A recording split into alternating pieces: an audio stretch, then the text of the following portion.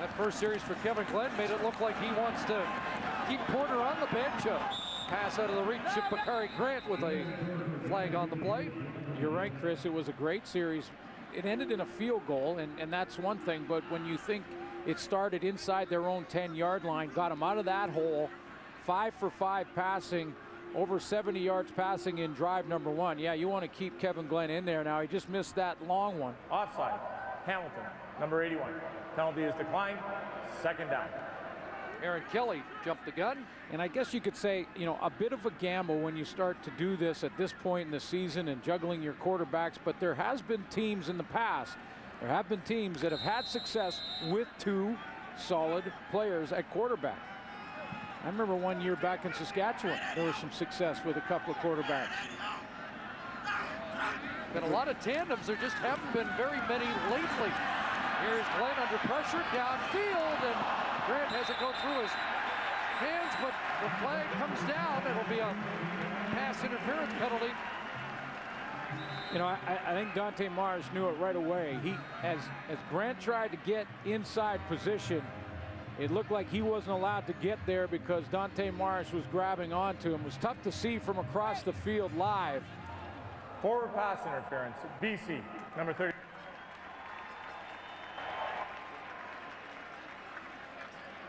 So it is Marsh on the corner, the 8-year veteran. By himself on that outside, Bakari Grant's going to run down the field, quick out, and then he turns up trying to scramble rules, and it's that arm on the shoulder that cost Dante Marsh the flag. 22-yard penalty and a first down at the 45-yard line. Here's Coburn brought down behind the line of scrimmage. Eric Taylor in for a banged-up Khalif Mitchell. He's been waiting to get a chance to come back, and the Lions felt that he might shore up the run defense here tonight. Yeah, solid inside, almost 310 pounds. Good lateral movement from Eric Taylor. He's only sacked this year way back in week 2. And he was good early this year, but when Khalif Mitchell got a chance, he did not want to relinquish the job. And you know Eric Taylor tonight will want to get it back. Loss of 2, second and 12, and off the edge, Anton McKenzie and Karan Williams meet at the quarterback. And there is a flag down as well. See if the first sack for the Lions holds up here. Doesn't look like it will.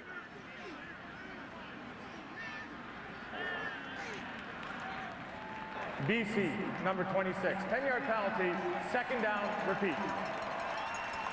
Anthony Reddick. Looked like a hand to the face possibly. Couldn't hear the mic for the official at the beginning of that call, but Anthony Reddick, 26, all blitz from the BC Lions on that last play with Corey Banks. Anton McKenzie.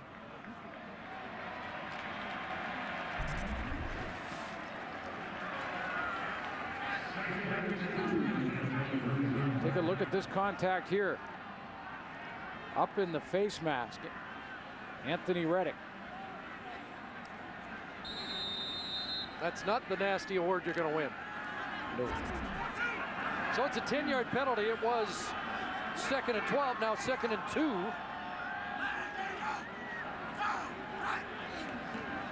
Here comes pressure, quickly away, but incomplete as the Lions turn up the heat again. I like the Lions strategy right now. If you're a BC Lions fan, you got to be fired up about it. Mike Benavides, you know what he's doing. He's sending a ton of pressure. He's sending linebackers. Anton McKenzie, we've seen halfback blitz on 4 or 5 different plays now in 2 series from Corey Banks. He's sending pressure because of the young receiving corps and the fact that there's no Chris Williams, who did all kinds of damage against the Lions back in July. So Medlock from 44 yards out. Missed from 47 and 48 last week. Puts this one up, and it's good. Medlock's 2 for 2, and the Cats lead 6-0.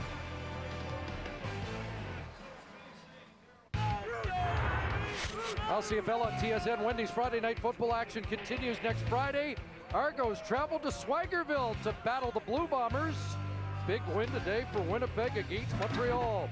Live coverage 7:30 Eastern, 4:30 Pacific on TSN and TSN Mobile TV. Apparently no lead is safe.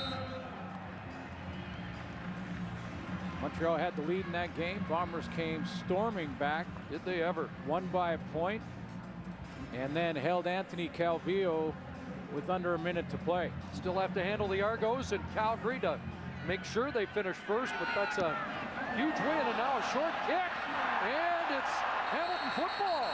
How about that? Mark Beswick took the hit from Adam Bighill. Did it go 10?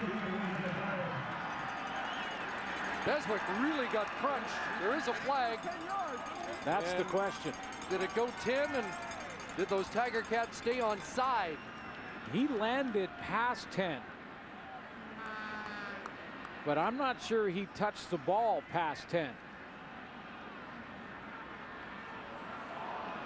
On his first touch. Did sacrifice Offside. the body. Hamilton, number 23. And he was the guy offside.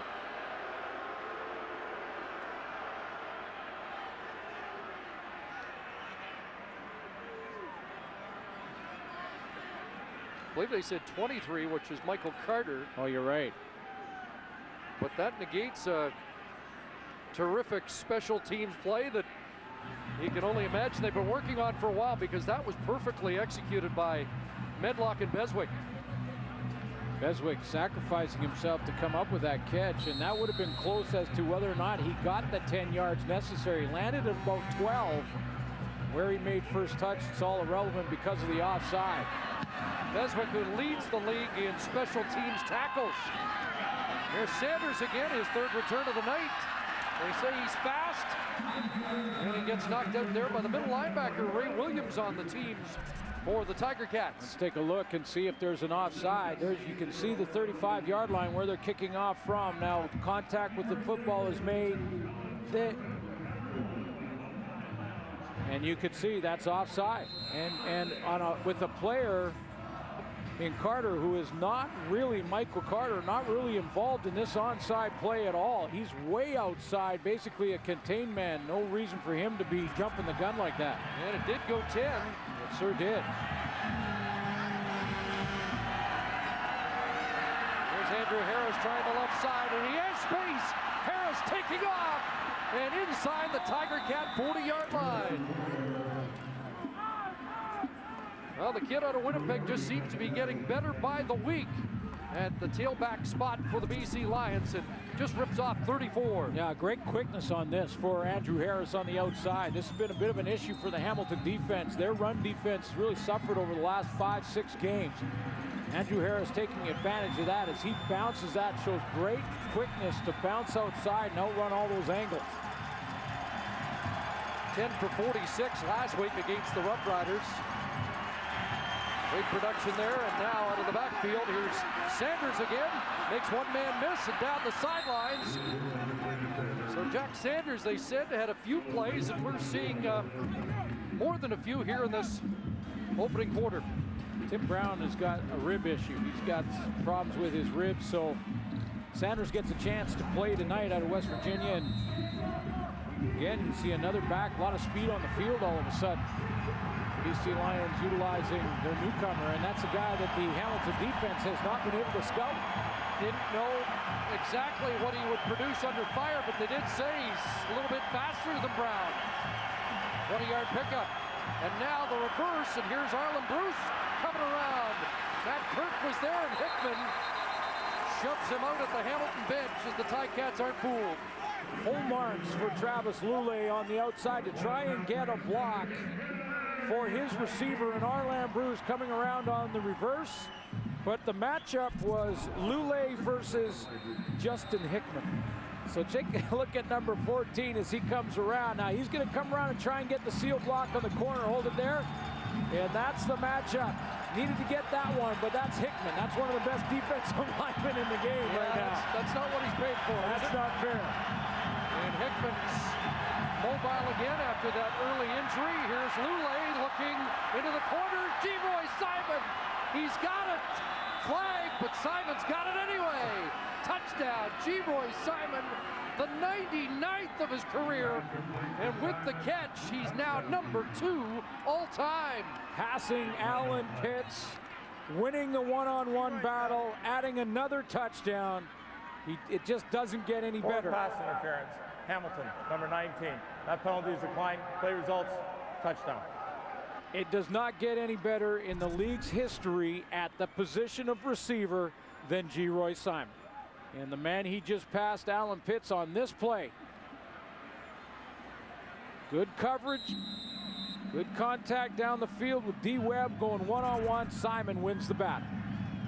How many times, Chris, have we said Simon wins the battle? 8th touchdown of the year for Geroy. His 4th in 5 games now. Keeps climbing. Milt, you're next. Oh, I'm sure our panel has already reminded Milt that he's got a little bit closer. Not really concerned about the records or any personal statistics at this point. He just wants to keep racking up the wins. The ultimate team guy, receiver. He's got his opportunities and takes full advantage of every throw to him last week was either caught or a pass interference call. Travis Lulay, now, we mentioned at the top of the show that he has 2 10,000-yard receivers to throw the football to. Guys that he can trust, that he throws it up like that, even if those guys are covered. He likes his chances. 25-yard touchdown. And there he is. Number 2 now in yards receiving. Needed just shy of 90 yards a game in the last 3 to get there and pass Milt Stegall. Which means he probably needs one of those games over 100, 140 to get there. 244 away now. Marcus Thigpen doesn't want to go down. And finally, the Lions corral him. Anthony Reddick finishes him off. Alan Pitts had a little more height. They were both the same when it came to their speed. You know, good route runners, guys that when the ball was in the air, they were coming down with it. No playing against Alan Pitts. We often got in the huddle and said, okay, they're throwing the ball to Alan Pitts. Let's put 2 guys on him. And they threw the ball to Alan Pitts, and he still caught it. Very similar to what number 81 has done throughout his career for the BC Lions, and to start with Milt Stegall in Winnipeg early on. Special stuff to be in that company. Here's Avon Coburn, another great burst. Late flag is, I think that was Belton Johnson that was cruising, and not sure if this is going against Hamilton or not, but it's Belton Johnson. He's in for Jimenez, who's taking too many penalties. And that would be a costly one against the Ticats. Yeah, you like to be aggressive. First down was made. Unnecessary roughness. Hamilton, number 56. 15-yard penalty, first down. And it is Belton Johnson flying around from the right tackle spot. You want to be aggressive. You can even be aggressive, and you've heard this before, to the echo of the whistle. But Avon Coburn is down here, and right over the pile goes Belton Johnson.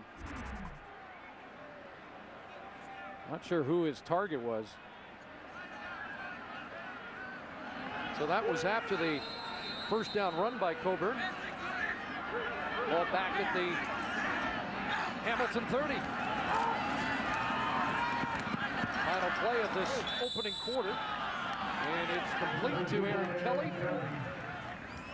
And a pickup of 5 yards. End of 1 here at Ivor Wynne.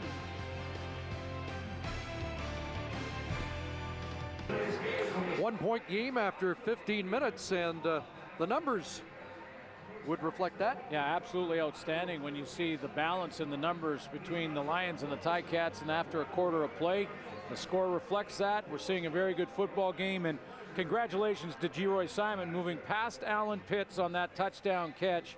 It was good coverage on him, but he has come down with the ball many, many times in one-on-one battles. He does it again, so congratulations to him. One more guy to catch in Milt. You know, everybody in Hamilton's watching the quarterbacks, and they have to be pretty impressed with what they've seen from Kevin Glenn in 15 minutes. Yeah, they got to be careful with those penalties, not letting the penalties creep into it again. But that penalty on that to start this series was on first down, so he's got a second down manageable situation here after a couple of good early drives. So you're right. Marcel Bellefeuille said it'll be a gut feeling, and he's going to leave him in the game for now. Ticats scored 2 touchdowns on their first 9 plays at Empire when they first met. And here is Kelly getting away. And into Lion territory. Aaron Kelly with a second down conversion catch. And he moves the ball into BC Lion territory. Kevin Glenn puts it on him to give him a chance so that he can brace himself as he takes a pretty hard hit from Juracek, James Juracek, from the inside linebacker spot. So he takes that hit, but because Glenn put the ball on him so quickly, he was able to brace himself for the hit, pick up some yards after the catch. And you're right, Glenn's not coming out when his completion percentage is sitting there. And he has been putting the ball on his receivers quickly in this opening half. 25-yard pickup, and back into the hands of Coburn, who cuts it back and right into traffic, and Adam Bighill there to finish him off. Again, second straight week without Solomon Elimimian. Avon Coburn starting the night, or starting the week, second in rushing, 133 yards away from 1,000. Yeah, just 9 carries last week for Coburn. They got to get him the football a little bit more. When they get him up over 10 carries, this team has success. Had a 100-yard game against the Lions back in July. Pressure on here, and Glenn got away, and then gets leveled. Big hit by James Juracek. Dad Fred, I'm sure, is here tonight. The Lions' biggest fan, usually sits in Brampton watching the games, but with the Eastern trip by the Lions, he'll be watching his son at the Will linebacker spot tonight, and he just made a sack. Well, and that linebacking core is going to see a lot of Avon Coburn, because Marcel Bellefeuille talked to me about the importance of him getting the touches he needs. And Coburn, if he gets 10-plus carries, this team has got a winning record. If he doesn't, they have a losing record. Medlock puts it inside the 20. Iannuzzi will get the no yards call after a 37-yard punt into the corner by Medlock.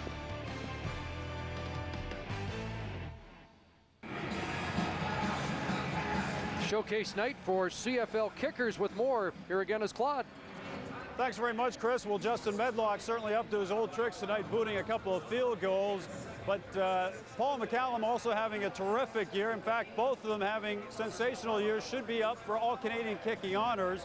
But there's no animosity between either one of them. In fact, I spoke to both of them before the game.